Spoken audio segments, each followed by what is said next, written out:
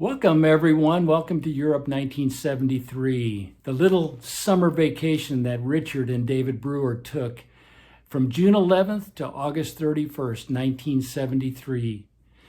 Today is episode 2, England and Wales. If you missed episode 1, Iceland, be sure and check the description below and click on the link there, and you want to check it out. You don't want to miss Iceland, where we encounter a live volcano. And then look for episode 3 to post around July 17th. And be aware that after the Europe 1973 episodes are all done, there will be 5 of them. I'm going to post a personal prologue and epilogue afterward. And you don't want to miss those as well. Please subscribe so you don't miss anything. Today, it's England and Wales. Let's get started.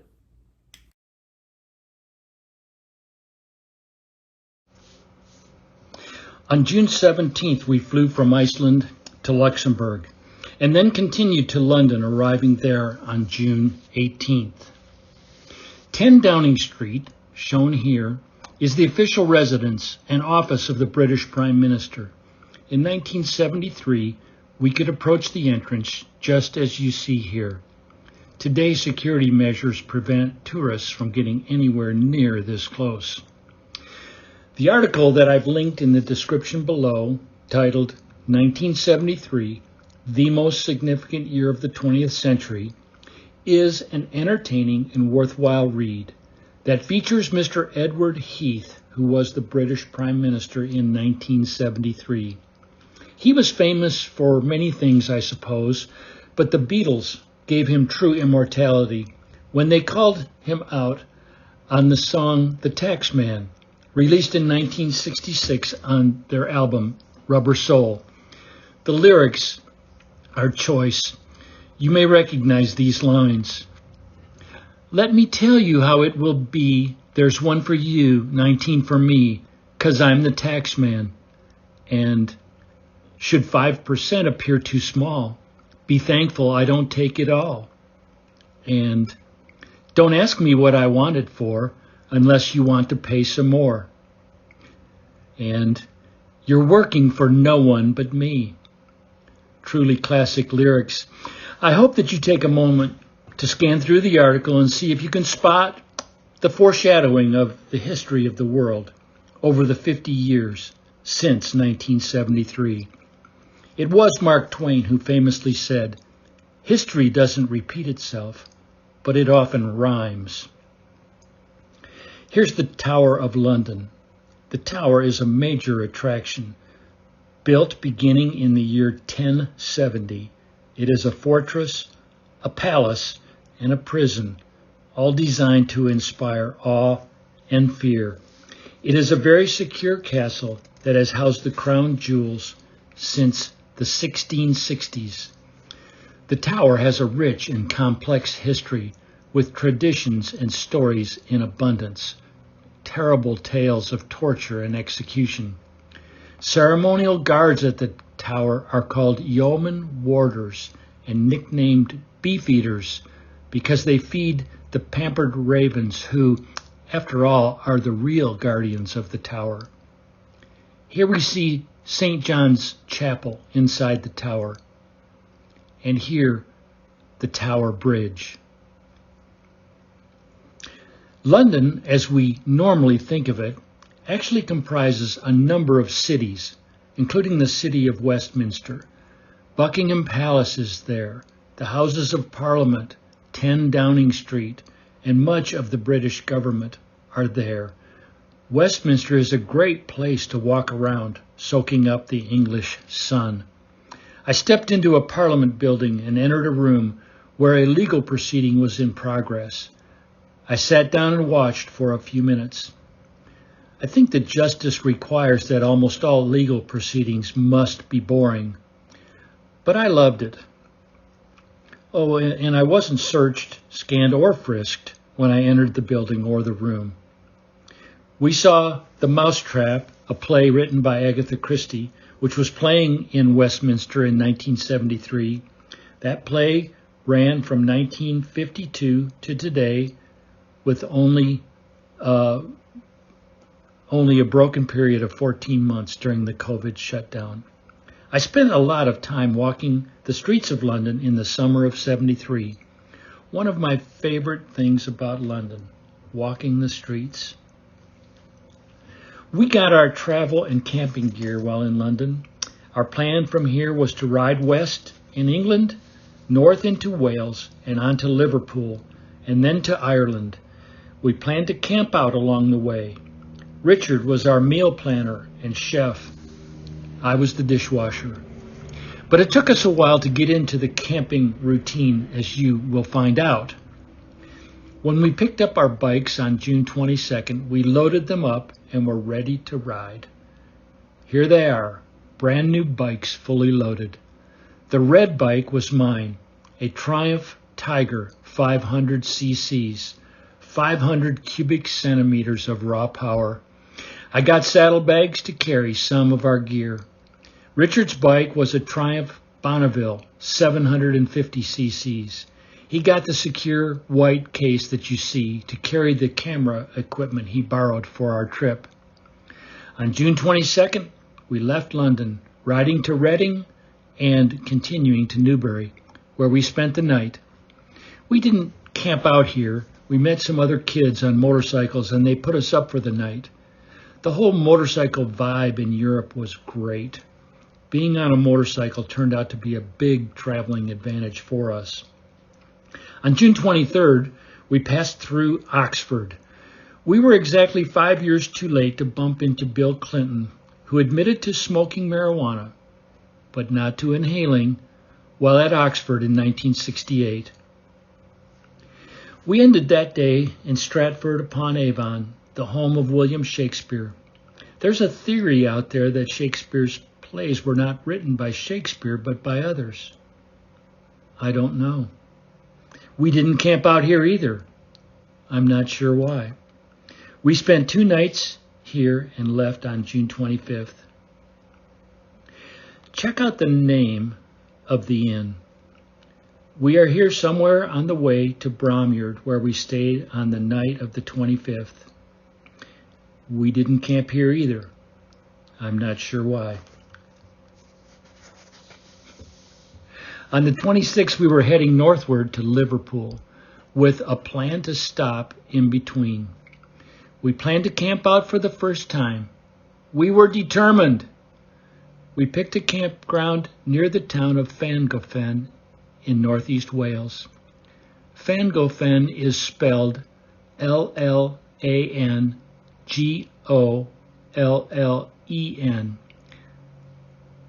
But in the English language, the double L is pronounced like a double F would be in English. A double F, but with a bit more air in there than English would give it. ffan-goh-ffen. Try it. It's fun. We stopped to get groceries in the late afternoon with just a short ride ahead to reach our campground. The shopping may have been too relaxing for me. After loading the groceries and mounting our bikes, I just wasn't ready to ride, but I didn't know that I wasn't ready. As we drove toward the campground, I didn't lean like you're supposed to on a curve and drove off the road and up an embankment. I had a soft landing in the grass without a scratch. Amazing. Richard, however, seeing me in trouble ahead, applied his brakes and launched himself over the handlebars. He hit the pavement, getting skinned up, hands and knees. I didn't see that happen, of course, but his hands and knees told the story. He was skinned and sore, but thankfully, no broken bones. Of course, both bikes took a tumble on the pavement and had to be placed on a flatbed and were sent to ffan-goh-ffen for repairs. We were stuck in ffan-goh-ffen and we did not know exactly how long repairs would take. We checked into a bed and breakfast in the village. We were a bit shaken up with wounded pride. We entertained ourselves in ffan-goh-ffen and the surrounding countryside. Wales is, after all, the castle capital of the world. So we took a side trip or two, hiked to some local sites, and started to think about what to do next. We had to face some facts and make decisions about our trip. It was time for us to call up those Icelandic qualities of resilience, calm, and strength. We made a couple decisions. We decided to stay on our bikes and against selling them to purchase a car. I know there was fear to overcome, but I also think we remembered the motorcycle vibe and that being on a motorcycle would be an advantage for us.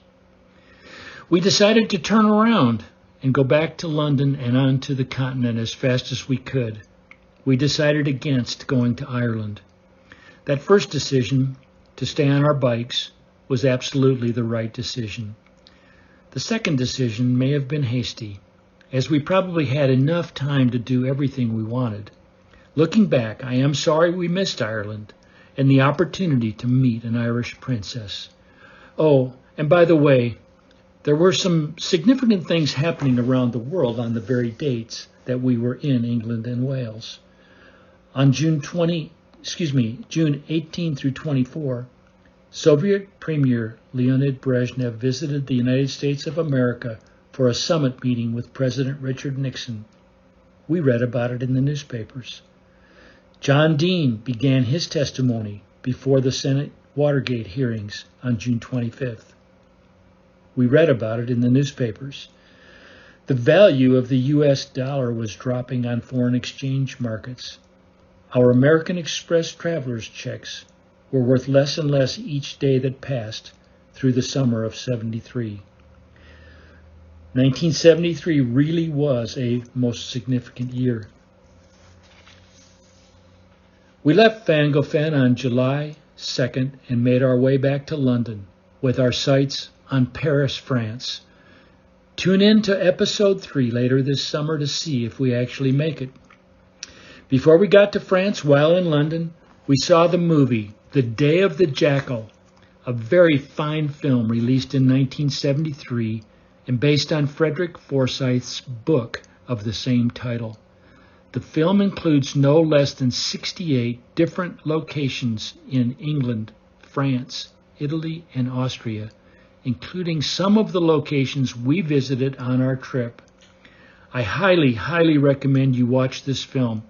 It is a great film, but even if only for the on-location scenes you will see. You will be in Europe 1973. You will see what we saw at iconic sites and around Europe. Do yourself a favor. Watch it. On July 5th, we rode down to Dover, and on July 6th, we caught a ferry across the channel to France. No, we haven't camped out yet, not even once. If you've made it this far into the video, you are amazing. Thank you. I'm sure you've noticed that I'm making the point that 1973 was a significant year, a pivotal year for America and for the world. So before I sign off, take a moment with me to see more highlights from the amazing year of 1973. Abortion. On January 22nd, 1973, the Supreme Court ruled that a woman's right to choose an abortion was protected by the U.S. Constitution. This decision was revisited by the court in 1992 and again in 2022 when the court decided to turn the question back to the states. 50 years later, we are still dealing with this question. Watergate. Watergate, as the scandal was called, remained a hot topic throughout 1973.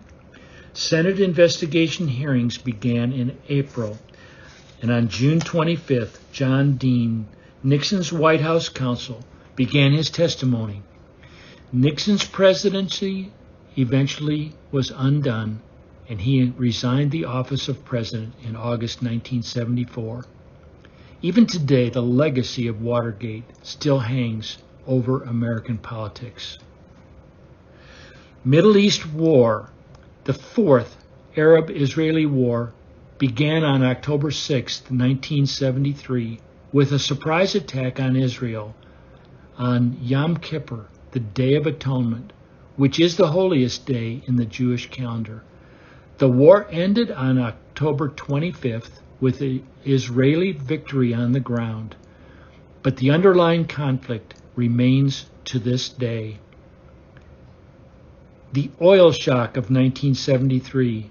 In 1973, before the Yom Kippur War, the Arab OPEC nations had raised oil prices twice by a total of 18%. Then, during the war, the price was raised again, this time by 70%. And after the war, oil prices were raised yet again, this time by 128%, meaning that oil prices had more than quadrupled during 1973. The Arab OPEC nations also placed an oil embargo on nations that supported Israel during the Yom Kippur War. Henry Kissinger called this oil shock one of the pivotal events in the history of the century. Historian Paul Johnson points out that the worst hit by the increased oil prices were the poorest countries, notably in Asia and Africa. For the people in these places, the oil shock was a catastrophe that caused widespread malnutrition and related epidemics. Johnson estimated that tens of millions died as a consequence of the Arab oil policy in the decade following 1973. 1973 really was a most significant year. Thank you for watching today. I really hope that you enjoyed England and Wales. 1973 was my first visit there, but I really love England and the British Isles.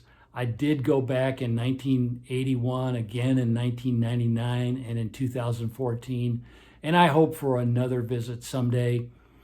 You know, as Richard and I walked around England, we saw a lot of cemeteries.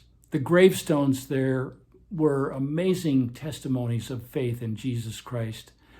I really wanted that kind of faith then, and even more so now. Our next episode is France.